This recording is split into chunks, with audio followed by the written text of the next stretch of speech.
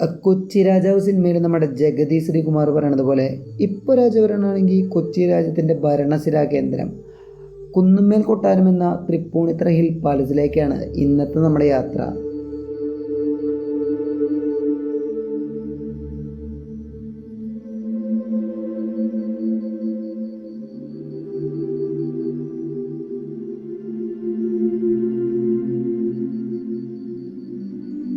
മണിച്ചിത്രത്താഴ് സിനിമയിലെ നകുലൻ്റെ ഗംഗഴിഞ്ഞാടിയ തെക്കിനിയും മോഹൻലാലും സുരേഷ് ഗോപി സുധീഷൊക്കെ നടന്ന കുളക്കടവിലേക്കുള്ള വഴിയും ഇന്നസെൻ്റ് കാർന്നരേനെ പേടിച്ചിട്ട് കുട തൂക്കിയിട്ട പ്രതിമയും മൂന്നാം മുറ സിനിമയിലെ പ്രധാനപ്പെട്ട ഒരുപാട് രംഗങ്ങൾ ചിത്രീകരിച്ച ആ കൊട്ടാരമാണ് ഈ കൊട്ടാരം.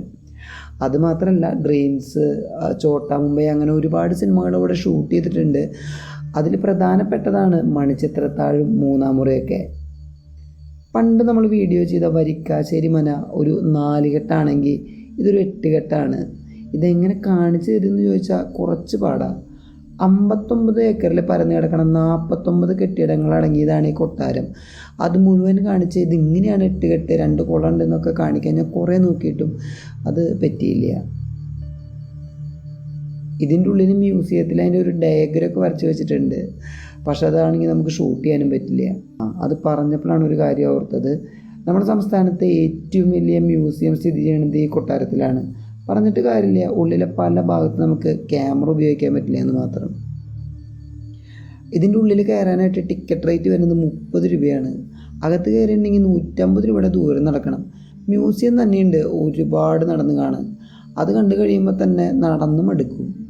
ഉള്ളിൽ മ്യൂസിയങ്ങളിലൊക്കെ ഉള്ളതുപോലെ തന്നെ ചെമ്പ്, തകിട്, മൺകലം, ആയുധങ്ങൾ തുടങ്ങി നമ്മൾ വന്ന വഴികളിൽ നമ്മുടെ പൂർവികർ ഉപയോഗിച്ചിരുന്ന ഒരുപാട് സാധനങ്ങൾ കാണാം. ഈ ചരിത്രം, പുരാവസ്തു മേഖലയിലൊക്കെ താല്പര്യമുള്ളവർക്ക് ഭയങ്കര ഇഷ്ടമാവും. പിന്നെ ഉള്ളിലെ ജീവനക്കാരൊക്കെ ഭയങ്കര സപ്പോർട്ടാണ് കേട്ടോ. അവിടെ എന്തിനെക്കുറിച്ച് ചോദിച്ചാലും കൃത്യമായിട്ട് പറഞ്ഞു തരും.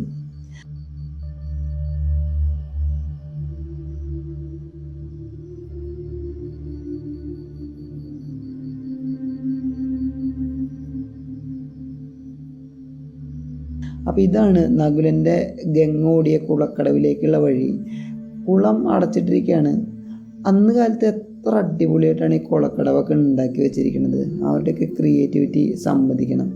ഇനി ഇവിടുന്ന് ഇറങ്ങിയ പിള്ളേർക്കൊക്കെ കളിക്കാൻ പറ്റിയൊരു ചെറിയൊരു പാർക്കും വലിയൊരു ദിനോസറും ഉണ്ട്. അത് നന്നായിട്ടുണ്ട് ഉണ്ടാക്കി വെച്ചിരിക്കുന്നത് കാണാൻ.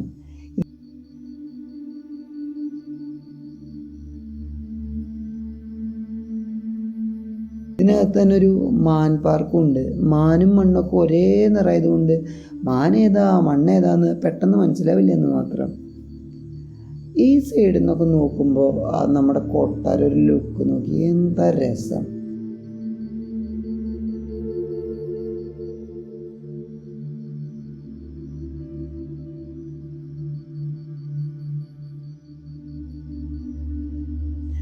ഇനി എന്തൊക്കെ പറഞ്ഞാലും ഇവിടുത്തെ പൂന്തോട്ടം നടത്തിപ്പ് അത് കിടുവാണ്. നല്ല വൃത്തിക്ക് നിർത്തിയിട്ടുണ്ട്.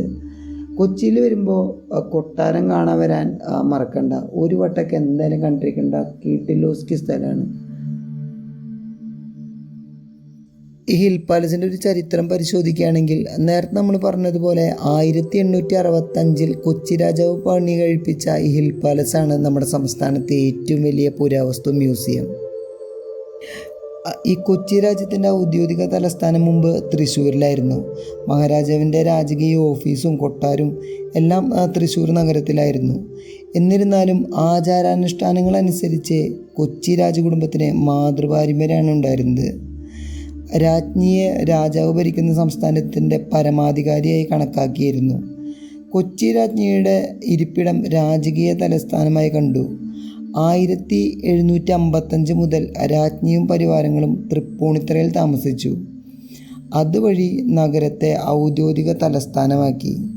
രാജ്ഞിയും പരിവാരങ്ങളൊക്കെ തൃപ്പൂണിത്തുറയിൽ താമസാക്കിയതുകൊണ്ട് തന്നെ അടുത്ത രാജകുമാരനും തൃപ്പൂണിത്തുറയിലാണ് വളർന്നത്.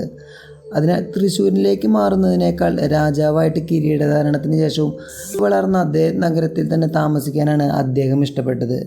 അങ്ങനെ 1865 ഒരു രാജകീയ ഓഫീസ് നമ്മുടെ തൃപ്പൂണിത്തറയിൽ നിർമ്മിക്കപ്പെട്ടു. തുടക്കത്തിൽ ഇതൊരു രാജകീയ ഓഫീസും കോടതി കെട്ടിടവും രാജകീയ സെക്രട്ടറിമാരുടെയും ഈ കൊട്ടാരത്തിലെ പ്രഭുക്കന്മാരുടെയൊക്കെ ഓഫീസുകൾ എന്നിങ്ങനെയാണ് ആരംഭിച്ചത്. എന്നാൽ താമസിക്കാതെ തന്നെ പ്രധാന ഘടനയിൽ വർദ്ധിച്ച ഘടനകൾ കൂട്ടിച്ചേർക്കപ്പെട്ടു. താമസിയാതെ രാജാവിൻ്റെയും അദ്ദേഹത്തിൻ്റെ അടുത്ത കുടുംബാംഗത്തിൻ്റെയൊക്കെ വസതിക്കായി ഒരു സാമ്രാജ്യത്വ വസതി കെട്ടിടവും നിർമ്മിച്ചു. എന്നിരുന്നാലും കൊച്ചി രാജകുടുംബത്തിലെ മറ്റംഗങ്ങൾക്ക് സ്വന്തമായിട്ട് ബംഗ്ലാവുകളും ഔദ്യോഗിക വസതികളൊക്കെ ഉണ്ടായിരുന്നു. ഈ കൊട്ടാരം കൊച്ചി രാജകുടുംബം കേരള സർക്കാരിന് കൈമാറി. 1980 കൊട്ടാരം പുരാവസ്തു വകുപ്പ് ഏറ്റെടുത്തു.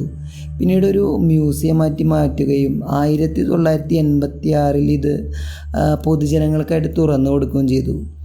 മ്യൂസിയവും അതിൻ്റെ ക്യാമ്പസും മലയാള ചലച്ചിത്ര വ്യവസായത്തിലെ പ്രശസ്തമായിട്ടുള്ള ഷൂട്ടിംഗ് ലൊക്കേഷനുകളാണ്. കുതിരവണ്ടി ഗാലറിയും ആയുധ ഗാലറിയും നിരവധി ചരിത്ര വസ്തുക്കളും ഈ മ്യൂസിയത്തിലുണ്ട്. അപ്പോൾ ഇതൊക്കെയാണ് നമ്മുടെ കൊച്ചി ഹിൽ പാലസിൻ്റെ ഒരു ചരിത്രം. എറണാകുളം വരുമ്പോൾ എന്തായാലും ഒരു വട്ടമെങ്കിലും നമ്മുടെ കൊച്ചി ഹിൽ പാലസ് കാണാൻ മിസ്സാക്കരുത്.